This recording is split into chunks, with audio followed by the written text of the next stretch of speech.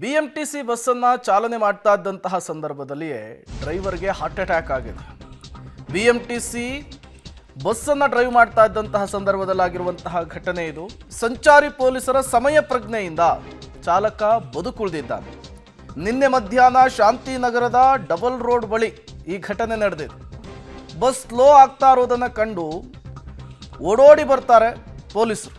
ಚಾಲಕನನ್ನು ಆಸ್ಪತ್ರೆಗೆ ದಾಖಲಿಸಿದ್ದಾರೆ ಹಲಸೂರು ಟ್ರಾಫಿಕ್ ಎಎಸ್ಐ ರಘುಕುಮಾರ್ ಅವರು. ಅದೃಷ್ಟವಶಾತ್ ಪ್ರಾಣಾಪಾಯದಿಂದ ಚಾಲಕ ವೀರೇಶ್ ಬಚಾವಾಗಿದ್ದಾನೆ. ಪೊಲೀಸರ ಈ ಕಾರ್ಯಕ್ಕೆ ಈಗ ವ್ಯಾಪಕ ಪ್ರಶಂಸೆ ಮೆಚ್ಚುಗೆ ವ್ಯಕ್ತವಾಗ್ತಾ ಇರುವಂಥದ್ದು. ನೀವು ಫೋಟೋವನ್ನು ಗಮನಿಸ್ತಾ ಇದ್ದೀರಿ. ಇವರೇ ಎಎಸ್ಐ ರಘುಕುಮಾರ್ ಅವರು, ಹಲಸೂರು ಟ್ರಾಫಿಕ್ ಪೊಲೀಸು. ಇವರು ಬಸ್ ಲೋ ಆಗಿದ್ದನ್ನು ನೋಡಿ ಓಡೋಡಿ ಬಂದಿದ್ದಾರೆ, ಏನೋ ಆಗಿದೆ ಅಂಥೇಳಿ. ಅದಾದಮೇಲೆ ಗೊತ್ತಾಗುತ್ತೆ ಡ್ರೈವರ್ಗೆ ಹಾರ್ಟ್ ಅಟ್ಯಾಕ್ ಆಗಿದೆ ಅಂಥೇಳಿ. ತತ್ಕ್ಷಣಕ್ಕೆ ಬಸ್ಸನ್ನು ನಿಲ್ಲಿಸಿ ಡ್ರೈವರನ್ನು ಕೆಳಗಿಳಿಸಿ ಆಸ್ಪತ್ರೆಗೆ ಶಿಫ್ಟ್ ಮಾಡುವಂತಹ ಕೆಲಸ ಮಾಡಿದ್ದಾರೆ. ಶಾಂತಿನಗರದಿಂದ ರಿಚ್ಮಂಡ್ ಸರ್ಕಲ್ ಬರಬೇಕಾದ್ರೆ ಒಂದು ಸ್ವಲ್ಪ ಗ್ಯಾಸ್ಟ್ರಿಂಗಿಂದ ಎದೇನೋ ಆಯ್ತಣ್ಣ.